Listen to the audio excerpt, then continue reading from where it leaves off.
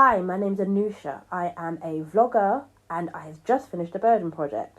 However, it is very late, so we are going to speed run this video ever so slightly. Because I want to get this out. I have so many little projects I need to finish, and this is the end of one of them. So, the Burden Project, a project about disability and access through a COVID pandemic. It's done. I want to say thank you to everyone involved in this project. You've been amazing. I'm going to list you and everything that you do in the bio so that you are recognised for your talent, because I could not do this without you. This wasn't a solo dolo project. This was a project that included many people. However, this was all made and recorded in this bedroom, which sounds ridiculous when you first say it, but hey.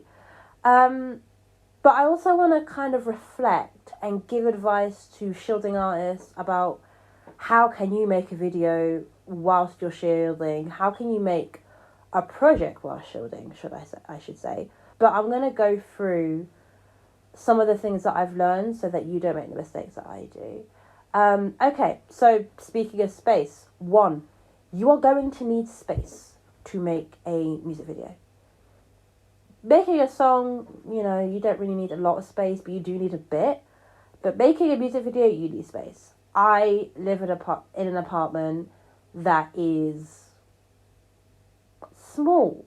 I am 1.7 something meters, and if I were to I could probably fit 2 of me like diagonally and like a head.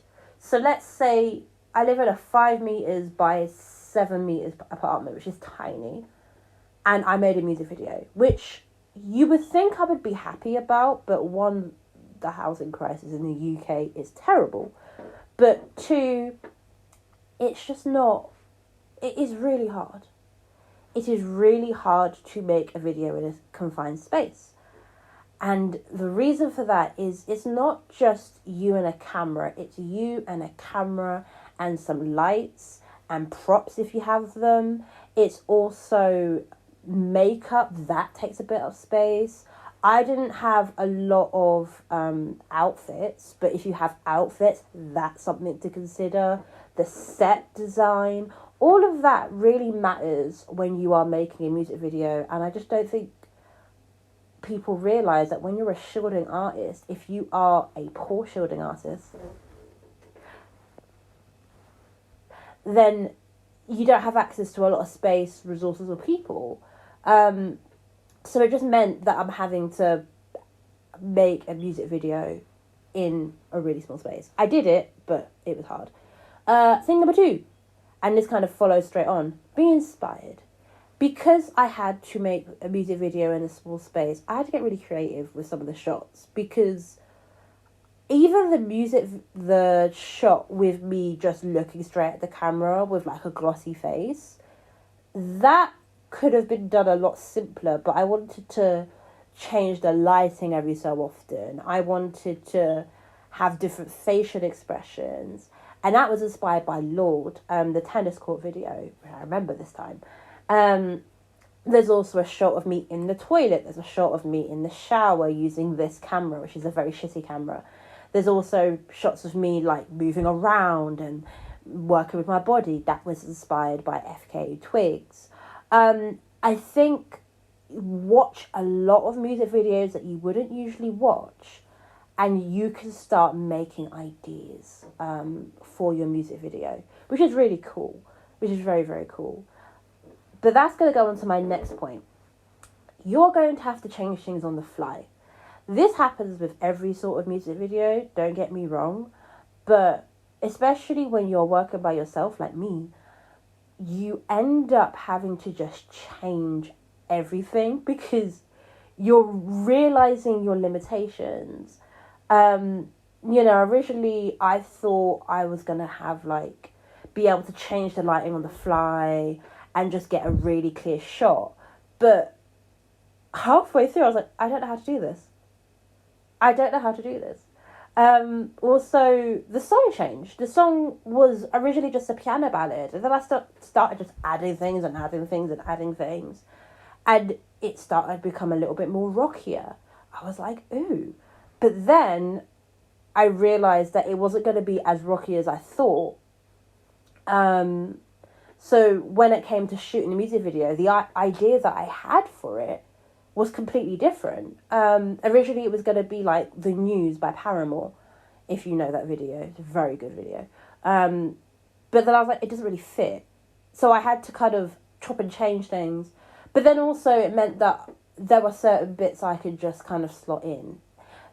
Long story short, I had to change things in the music video. It was very hard, but I did it. But that goes on to my fourth point. You're going to fuck up. You're going to fuck up very badly, and you just have to accept it. Unfortunately, again, due to the circumstances, due to the fact that I'm shielding, due to an ongoing SARS-2 pandemic, otherwise known as COVID, I don't know what I was doing. Am I a filmographer? Well, I guess I am now, but not really. I don't know a lot about film. I like film. And again, I'm inspired by film. There's a film called There Will Be Blood. And that really inspired the emotions of the song and the music video.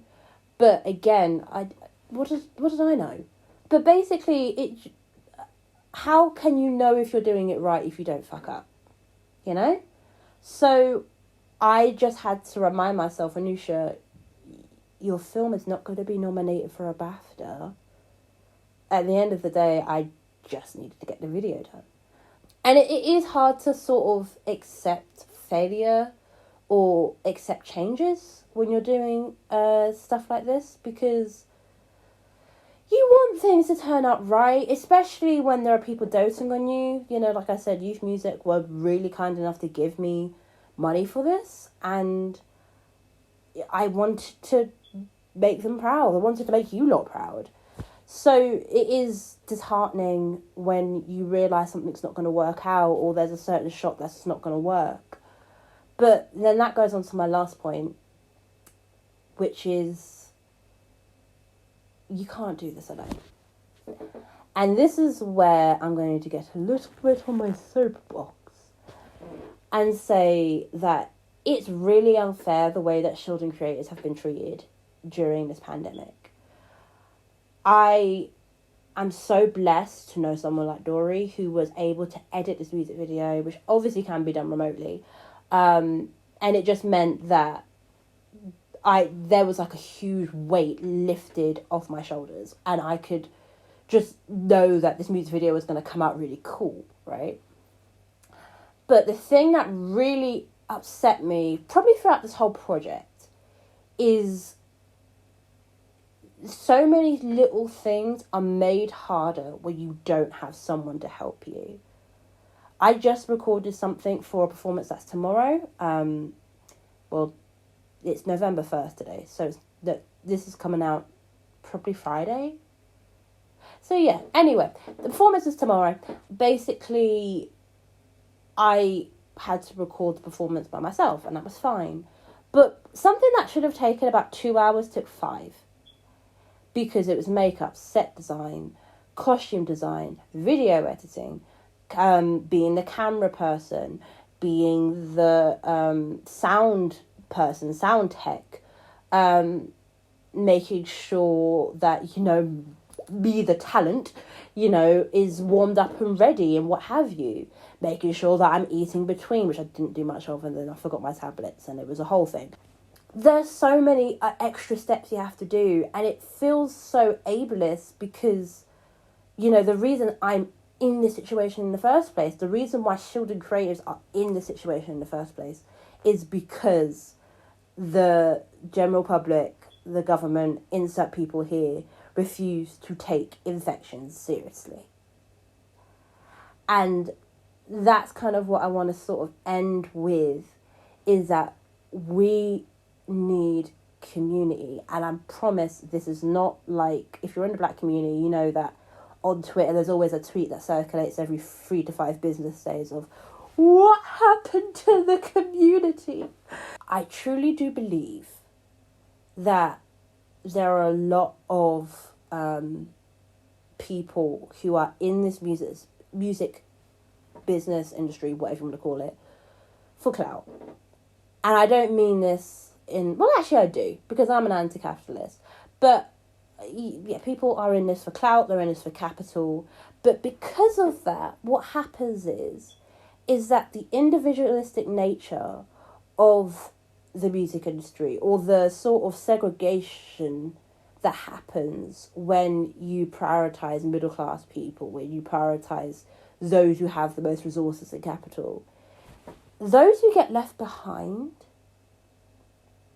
it means that they have to adhere to these kind of unspoken rules of like, well, I learnt the guitar by myself, and then I shot a music video by myself, and then I did this by myself. And then when you find out actually they are signed to a label since they've 12, but that's beside the point. It's like, this shouldn't be the case. We should have a community of people who are committed to safety, who are committed to liberation, and committed to just making music. And it's not to say that it doesn't exist, but I think it needs a bit of work, a bit of feedback.